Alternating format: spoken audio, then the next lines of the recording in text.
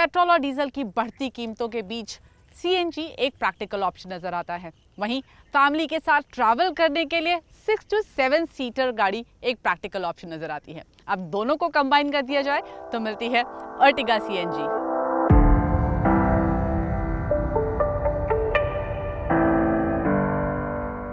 तो क्या ये मान लिया जाए कि अर्टिगा सीएनजी बेहद प्रैक्टिकल है? आज के रिव्यू में इसकी प्रैक्टिकलिटी ही पता करेंगे। आपकी रोज की जिंदगी में ये कितनी प्रैक्टिकल साबित होती है और आपकी जेब पर कितना भार ये डालेगी, यानी कि इसकी फ्यूल एफिशिएंसी क्या निकल कर आती है। चलिए पता करते हैं। तो इस स्टोरी में सबसे पहले मैंने सीएनजी इस गाड़ी में पूरा फुल करवा लिया है। ट्रिप मीटर 0 पे कर दिया है और अब ले चलती हूँ आपको इसकी ड्राइव पर।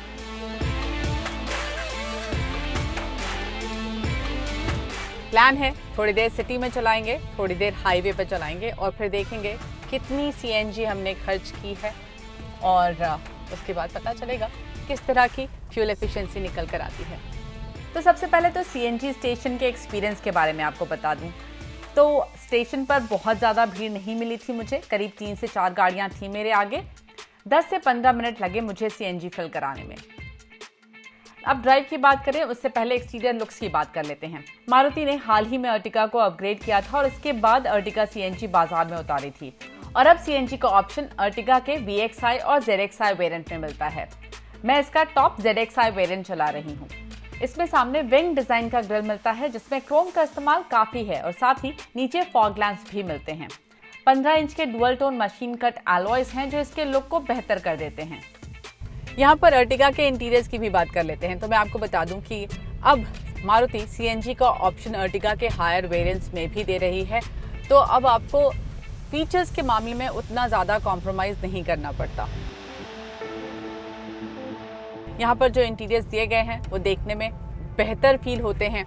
ये वुड लुकिंग इंसर्ट एक दिया गया है जिसकी वजह से गाड़ी के अंदर एक थोड़ी सी प्रीमियम अपील आ जाती है। यहाँ पर आपके लिए टच स्क्रीन मिलता है जिसमें एप्पल कारप्ले और एंड्रॉयड ऑटो आता है। इसमें रिवर्स कैमरा भी दे देती कंपनी, तो काफी काम की साबित होती है टच स्क्रीन, लेकिन वो आता है पेट्रोल ओनली अर्टिगा के ZXI प्लस वेरिएंट में। चलिए, लेकिन ये तो अच्छा है कि अब स्टार्ट स्टॉप बटन मिल जाता है और साथ ही TFT MID स्क्रीन भी ऐड हो गई है। छोटा डिस्प्ले है लेकिन ठीक ठाक इन्फॉर्मेशन मिल जाती है।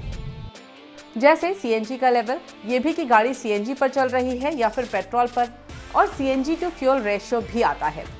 सीएनजी और पेट्रोल का लेवल बताने के लिए अलग मीटर्स भी हैं।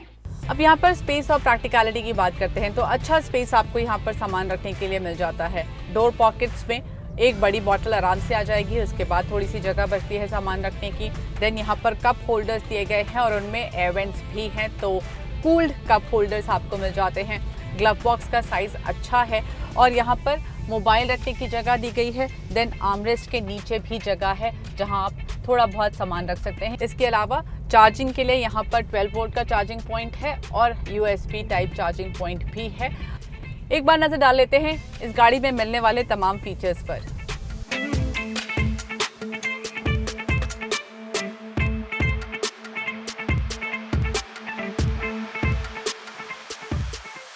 और अब आपको बताती हूँ ये चलाने में कैसी है।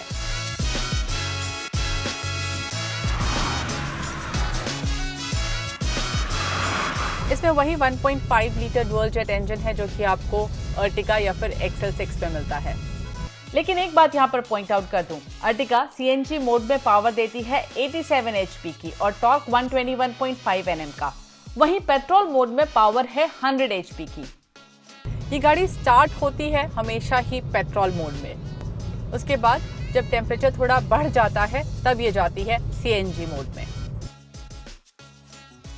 और इसमें आपको ये कन्वीनियंस भी दी गई है कि ड्राइव करते वक्त आप इसे पेट्रोल या फिर सीएनजी मोड में खुद भी डाल सकते हैं। यहाँ पर एक बटन है, उससे आप चूज कर सकते हैं आप कौन से मोड में रहना चाहते हैं। लेकिन ये स्टार्ट फिर भी सीएनजी मोड में नहीं होगी। सीएनजी को लेकर लोगों के बीच में अक्सर ये शिकायत रहती थी कि उसमें जो इनिशियल टॉर्क मिलता है वो ज़्यादा अच्छा नहीं मिलता, जिसकी वजह से जो पिकअप होता है वो स्लो होता है। लेकिन अर्टिगा में जिस तरह से मारुति ने इसे ट्यून किया है, कम से कम आपको इनिशियल पिकअप की शिकायत नहीं होने वाली। मैं ये तो नहीं कहूँगी कि सीएनजी मोड में ये बहुत क्विक रहती है, थोड़ी स्लगिश रहती है, लेकिन इतनी नहीं कि आपको वो परेशानी वाली बात लगे। और ये इसके स्पीड पकड़ने के आंकड़ों से भी साफ हो जाता है। इसको स्टैंड स्टिल से 100 kph तक पहुंचने में 15.5 सेकंड्स लगे, लेकिन पेट्रोल अर्टिगा को 13.91 सेकंड्स यानी कुछ सेकंड्स का अंतर तो है। लेकिन अगर इसके 40 to 100 kph के आंकड़े को देखें तो बात साफ हो जाती है। पेट्रोल मोड में 19.56 सेकंड्स लगते हैं और सीएनजी मोड में 20.07 सेकंड्स, यानी ज़्यादा डिफरेंस नहीं पता चलता। और अच्छी बात यह भी है कि थर्ड गियर में भी अगर जो आरपीएम्स हैं वो 1000 के आसपास आ जाते हैं, उसके बाद भी आप वहां से पिकअप कर पाते हैं और ये गाड़ी पिकअप कर लेती है इवन इन सीएनजी मोड। तो आपको शहर के ट्रैफिक में भी बार बार गियर बदलने की ज़रूरत नहीं पड़ेगी। इसका क्लच एक्शन स्मूथ है और गियर स्टार्टिंग काफ़ी आसान है, तो गियर लगाने में दिक्कत होती भी नहीं है। मारुति का कहना है कि उन्होंने इसका सस्पेंशन ट्यून किया है। मुझे लगता है ये सस्पेंशन थोड़ा सा स्टिफ साइड पर है, शायद सिलेंडर का एडिशनल वेट मैनेज करने के लिए। तो जो नॉर्मल ख़राब रास्ता होता है वो आपको गाड़ी के अंदर पता चलता है, लेकिन जब आप स्पीड ब्रेकर पर होते हैं या फिर आप बड़े गड्ढे से निकल रहे होते हैं तो जो इसकी लैंडिंग है वो काफ़ी सॉफ्टली होती है। तो बड़े गड्ढे और पॉटहोल्स से परेशान नहीं करते और हाईवेज पर भी राइड क्वालिटी अच्छी मिलती है। मुझे ये स्टीयरिंग का होल्ड बहुत ज़्यादा पसंद नहीं है, ये थोड़ा सा हार्ड फील होता है। आई थिंक अगर मारुति प्राइवेट बायर्स को टारगेट करना चाहती है तो ये स्टीयरिंग का फील थोड़ा सा बेहतर होना चाहिए। लेकिन इस स्टीयरिंग के रिस्पॉन्स से शिकायत नहीं है। इसके साथ यू टर्न्स, टाइट स्पॉट्स पे रिवर्स करना मुश्किल नहीं लगता। इन ऑल अर्टिगा सीएनजी की drive performance, handling, ride quality बड़ा कॉम्प्रोमाइज नहीं लगते हैं। अब मैं ले चलती हूँ आपको इसकी रियर सीट्स पर। इसकी सेकेंड रो तो काफी कंफर्टेबल है। इन सीट्स को आगे पीछे कर सकते हैं और इनका बैकरेस्ट भी अपने हिसाब से एडजस्ट किया जा सकता है। इसी सीट के नीचे मैंडेटरी फायर एक्सटिंग्विशर दिया गया है, जिस तक तीनों सीट से पहुंचा जा सकता है।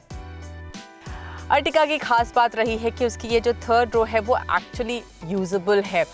मेरे लिए हेडरूम थोड़ा कम पड़ रहा है और नीज भी मेरे इस सीट से टच हो रहे हैं, लेकिन ये तो मैनेज किया जा सकता है क्योंकि ये सीट को आगे बढ़ाया जा सकता है। और जहाँ तक रही हेडरूम की बात, अगर कोई मुझसे छोटी हाइट का इंसान होगा तो वो यहाँ पर आराम से बैठ पाएगा। यहाँ पर भी ग्लास एरिया अच्छे साइज का है, तो बंधा बंधा नहीं फील होता। चलिए अब आपको बताती हूँ कि अर्टिगा सीएनजी में स्पेस कहाँ पर एक्चुअली कॉम्प्रोमाइज हो रहा है, और वो असर पड़ता है इसके बूट स्पेस में, जहाँ पर बैठता है वो सीएनजी का सिलेंडर।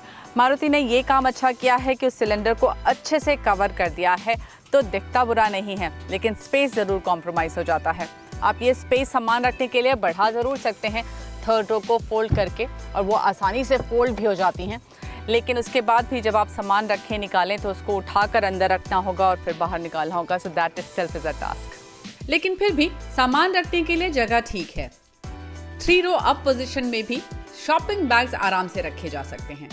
तो हर मायने में अर्टिगा सीएनजी पहले से बेहतर प्रोडक्ट बन चुकी है। अब सवाल ये कि जेब पर कितनी भारी है। तो वापस रुख उसी सीएनजी पंप का जहां से मैंने सुबह सीएनजी फिल करवाई थी, जिससे प्रेशर, डेंसिटी वगैरह सेम रहे। तो अब जब रिफिल करवाया तो 2.78 kg की गैस भरी और मैंने करीब 62 किलोमीटर ट्रैवल किया था, यानी कि 22.3 किलोमीटर पर kg की फ्यूल एफिशिएंसी है। और अगर सीएनजी की कीमत 80 रुपीज पर kg है तो 1 किलोमीटर चलने में 3.5 रुपए का खर्च आता है, जो कि काफी इकोनॉमिकल माना जाएगा। लेकिन सीएनजी फिल करवाना अब भी टेढ़ी खीर है। ऑफ पीक टाइम मिला तो ठीक, पीक आवर्स में जरूरत पड़ी तो करो लंबा इंतजार। तो बेहतर यही है कि प्लानिंग करके चला जाए, वरना पेट्रोल मोड में चलने का ऑप्शन तो हमेशा मौजूद है। अर्टिगा सीएनजी चाहने वाले लाखों हैं, और हो भी क्यों ना। ये एकमात्र ऐसी एमपीवी है जो कि फैक्ट्री फिटेड सीएनजी किट के साथ आती है। इसकी कीमत 10.4 लाख से शुरू होकर जाती है 11.5 लाख तक, और अब इन अपडेट्स के साथ ये पर्सनल यूज के लिए भी बेहतर फिट है।